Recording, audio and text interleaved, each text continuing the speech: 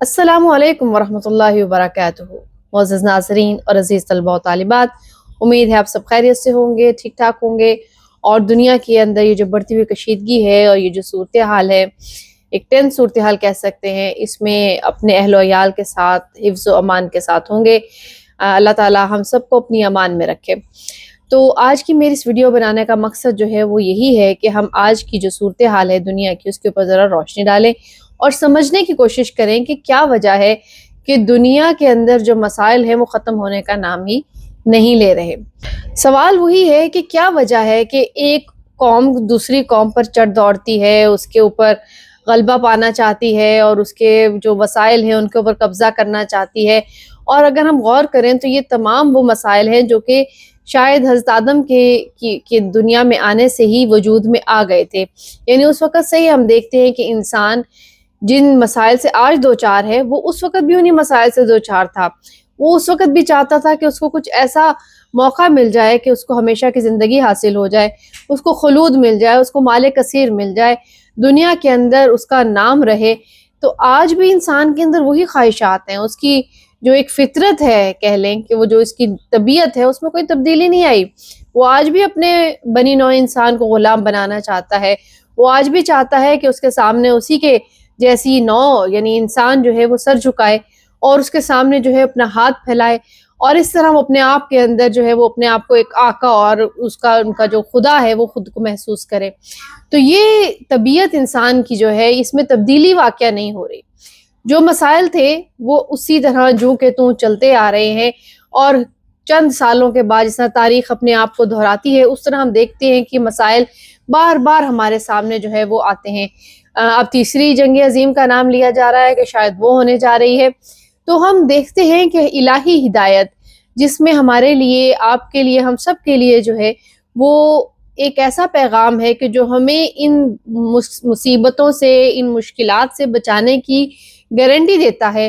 वो इस बारे में हमें क्या रहनुमाई फरमाता है। तो हम चलते हैं अल्लाह ताला की इस फज़्ल हिदायत की जानिब जिसको अल्लाह ने खालिसतन इंसानों की रहनुमाई के लिए नाजिल फरमाया है। तो अल्लाह ताला इरशाद फरमाते हैं, सूरह अल बकरा के अंदर इरशाद है, औज़ु बिल्लाहि मिनश शैतानिर रजीम, बिस्मिल्लाहिर रहमानिर रहीम। इरशाद होता है कि कान नासु उम्मतन वाहिदा फ़बअसल्लाहु नबिय्यीन मुबश्शिरीन व मुनज़िरीन व अंज़ला मअहुमुल किताब बिल हक़ लियहकुम बैनन नासि फ़ीमा इख्तलफ़ू फ़ीह। तो वमख्तलफ़ फ़ीहि इल्लल्लज़ीना ऊतूहु मिन बअदि मा जाअतहुम बिल बय्यिनात बग़यन बैनहुम फ़हदल्लाहु अल्लज़ीना आमनू लिमख्तलफ़ू फ़ीहि मिनल हक़ बिइज़्निहि वल्लाहु यहदी मन यशा इला सिरातिन मुस्तक़ीम। तो हकीकत ये थी कि कानन नासु उम्मतun वाहिदा, कानन नास लोग जो थे, इन बनी नौ इंसान जो है वो क्या है, उम्मत वाहिदा है। यहाँ पे काना जो है उसका मतलब ये नहीं कि ये बात माजी में थी और बाद में उनमें इख्तलाफ पैदा हुआ, बल्कि ये एक हकीकत ताम्मा है। ये एक हकीकत है कि इंसान, बनी नौ इंसान जो है वो एक ही उम्मत है। अब इसमें दलील क्या है कि बनी नौ इंसान एक उम्मत है?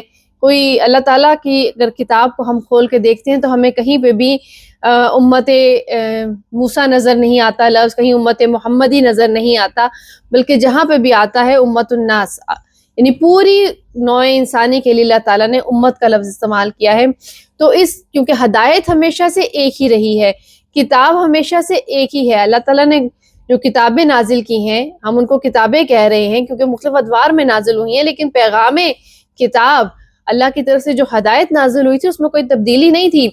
ये नहीं था कि वो शरीयत पहले कुछ और थी, किताब पहले कुछ और थी, अहकामात पहले कुछ और थे और बाद वाले इंसानों के लिए अल्लाह ताला ने कोई मुख्तलिफ अहकामात जो हैं वो नाजिल किए, बल्कि हमेशा से बनी नौ इंसान की जो हदायत है उसके लिए एक ही लाएअमल इंसान को फराहम किया गया। इसीलिए कहा कान अन्नासु उम्मतन वाहिदा, वो इंसान तो एक उम्मत वाहिदा है। तो जब उन्होंने अपने इसी नफ्सियात के बायस, जिस नफ्सियात में वो एक इंसान दूसरे इंसान के ऊपर हुक्मरानी करने के जज्बा रखना शुरू कर देता है, वो खुद के अंदर अलूहियत महसूस करना शुरू करता है कि नहीं, मुझे कोई पता नहीं, इलाह और माबूद होना चाहिए, लोगों को मेरा अब्द बनना चाहिए, वो फिरौन होने का दावेदार होता है। तो फिर अल्लाह ताला क्या करते हैं, अल्लाह ताला कहते हैं फबअसल्लाहु پھر اللہ تعالیٰ فبعث اللہ النبیین، پھر اللہ تعالیٰ مبعوث فرماتے ہیں نبیوں کو، اور نبیوں کو کس حالت میں مبعوث کرتے ہیں کہ مبشرین و منذرین، کہ وہ مبشر بھی ہوتے ہیں منذر بھی ہوتے ہیں۔ تو نبیین جو ہے یعنی نبی وہ ہے جو کہ آپ کو خبردار کرے، آپ کو بشارت دے۔ خبردار کس چیز سے کرے کہ غلط چلو گے تو پھنس جاؤ گے، تمہارا محاسبہ ہو کر رہے گا۔ اور مبشر کس طرح سے ہوگا کہ اس طرح کہ جب تم اچھا کام کرو گے تو اس کے صلے میں لا محالہ لازمی طور پہ تمہیں ایک اچھا اس کا اجر مل کر رہے گا۔ وَأَنزَلَ مَعَهُمُ الْكِتَابَ، اور ان کے ساتھ اللہ تعالیٰ نے کتاب نازل کی۔ اب یہ نہیں کہا نبیین تو انزل معہم الکتب کہ ان کے ساتھ بہت ساری کتابیں نازل کی، یہاں پہ آپ دیکھیے ایک کتاب کا ہی ذکر ہے، کیونکہ اللہ کی طرف سے احکامات میں تبدیلی نہیں ہوتی، ایک ہی کتاب جو اللہ تعالیٰ نے نازل کی۔ بعد میں انسان جو ہے وہ اس کے اندر تبدیلیاں کرتے رہتے ہیں۔ اور مقصد کیا تھا مبشرین اور منذرین بنا کے جو نبیوں کو بھیجا؟ مقصد تھا لِيَحْكُمَ بَيْنَ النَّاسِ، تاکہ وہ کتاب جو ہے وہ حکمرانی کرے بین الناسی، لوگوں کے مابین، فی مختلفو، جس میں ان میں اختلاف واقع ہو گیا تھا، جس میں وہ مختلف ہی ہو گئے تھے، تفرقے میں پڑ گئے تھے، وہ اس تفرقے کو، اس اختلاف کو ختم کر کے ایک سلسلہ جو ہے وہ ان کا بنے۔ مختلف فیہ، اور عجیب کہہ لیں کہ المیہ کی بات اللہ تعالیٰ جو آگے فرماتے ہیں وہ کیا ہے؟ وَمَخْتَلَفَ فِيهِ، اس میں اختلاف نہیں کیا کسی نے، إِلَّا الَّذِينَ، انہی لوگوں نے کیا، اوتوہ من بعد ما جاءتهم البینات، جن کو یہ دی گئی تھی، یہ کتاب دی گئی تھی، انہوں نے ہی اختلاف پیدا کیا۔ ما جاءتهم البینات، اس کے بعد اس کے کہ ان کے پاس بینات آ چکی تھی، واضح نشانیاں آ چکی تھیں، اور پھر انہوں نے اختلاف کیا۔ بغیم بینہم، مقصد کیا تھا؟ کیوں اختلاف کیا؟ کیا ایسی ضرورت پڑی ان کو کہ ان کو اس ابدی ہدایت کے اندر اختلاف پیدا کرنا پڑ گیا؟ تو اللہ تعالیٰ فرماتے ہیں بغیم بینہم، بغاوت آ گئی تھی ان کے اندر، بغی کا مظاہرہ کرنا شروع کر دیا تھا انہوں نے۔ اور بغی کیا ہوتا ہے؟ یعنی وہ اپنی چودراہٹ قائم کرنا چاہ رہے تھے، بجائے اس کے کہ اللہ کے بندے بن کر رہتے، وہ خود لوگوں کو اپنا غلام بنانا چاہ رہے تھے۔ تو فہد اللہ الذین آمنوا، اللہ نے ہدایت انہی کو دی جن لوگوں نے جو ایمان لائے، لما اختلفوا فیہ من الحق بإذنہ، وہ ایمان لائے جس میں وہ اختلاف کر رہے تھے، اس پر وہ ایمان لے آئے، حق کے اوپر، یعنی حق کتاب کے اوپر، بإذنہ، اپنے رب کے حکم سے۔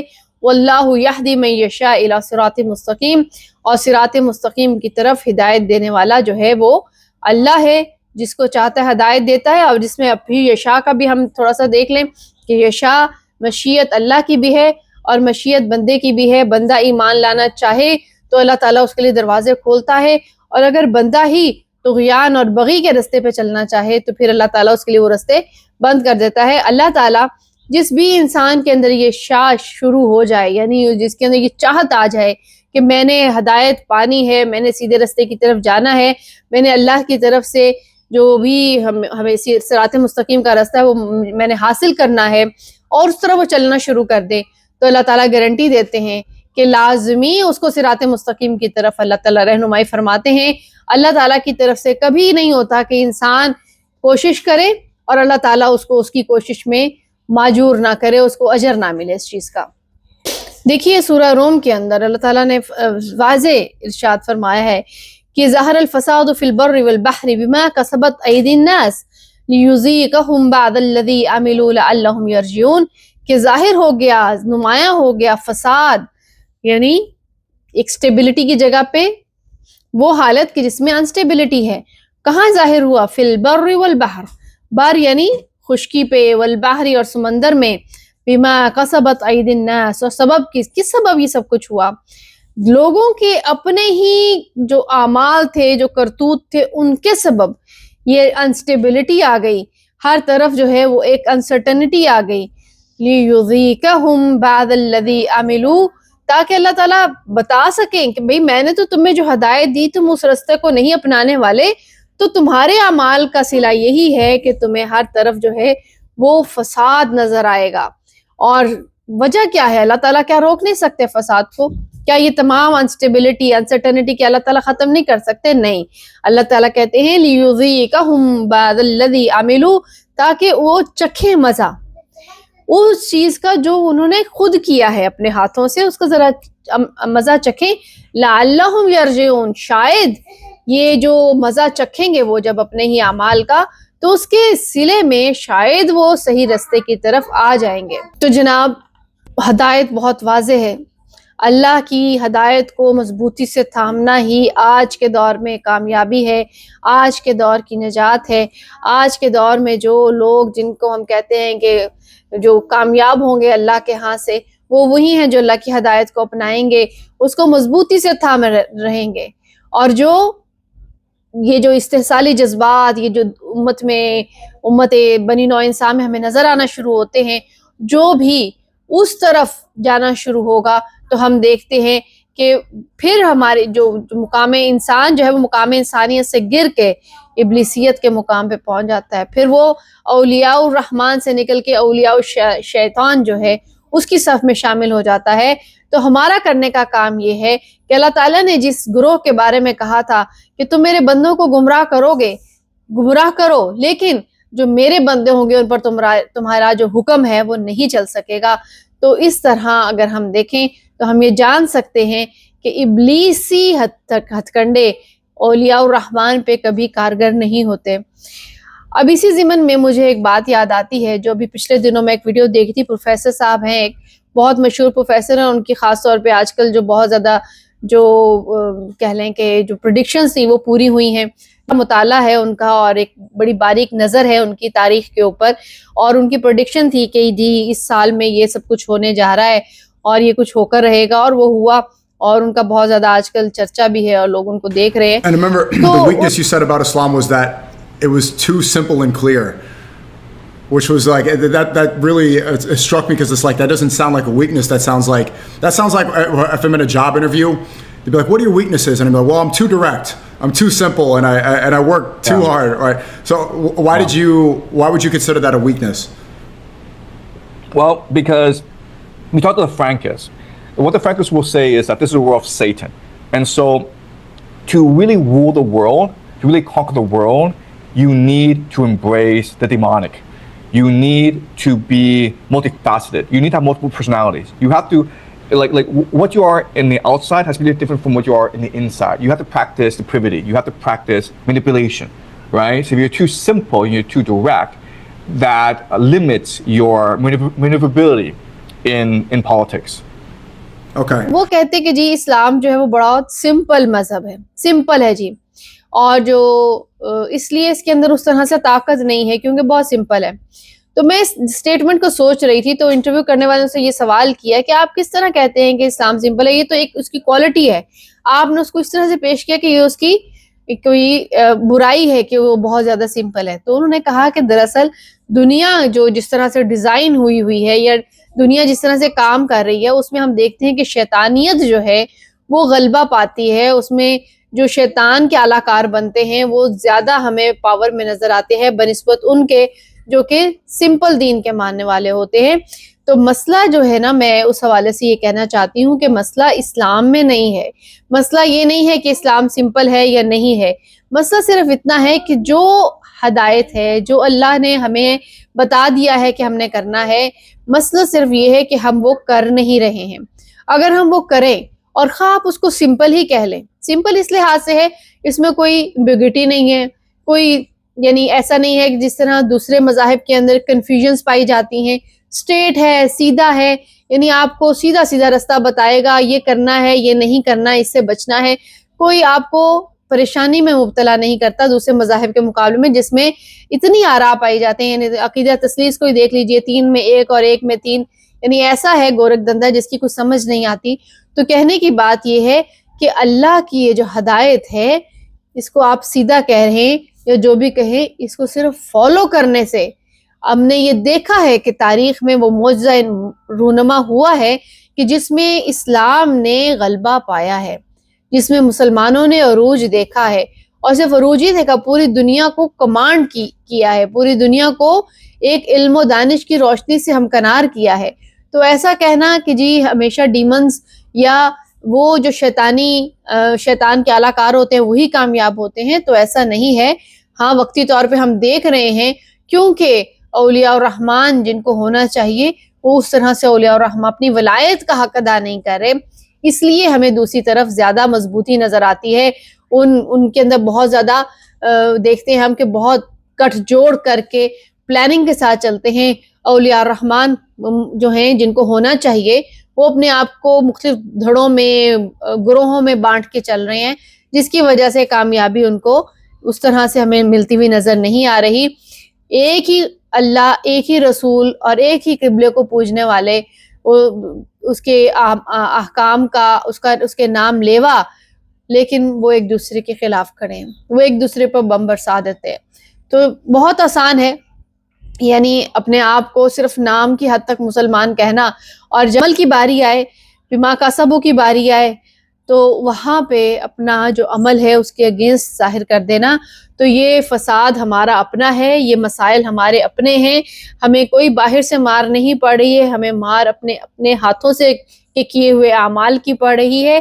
آج بھی اگر ہم ارادہ کر لیں کہ ہم نے اپنے آپ کو اللہ کی ہدایت سے جوڑنا ہے تو ہم اس کشمکش، ان مسائل، ان روز روز کے جو ایک فتنہ فساد کی کیفیت ہے اس سے باہر نکل سکتے ہیں۔ امید ہے میں اپنا پوائنٹ آف ویو آپ کے سامنے اچھے سے رکھ سکی ہوں گی، اپنی بات آپ تک کنوے کر سکی ہوں گی۔ مجھے کمنٹس میں ضرور بتائیے گا کہ آپ کو آج کی یہ ویڈیو جو ہے، اس میں جو پیغام ہے، اس کے بارے میں آپ کی کیا رائے ہے۔ انشاءاللہ اگلی ویڈیو میں پھر ملاقات ہوگی۔ السلام علیکم ورحمۃ اللہ وبرکاتہ۔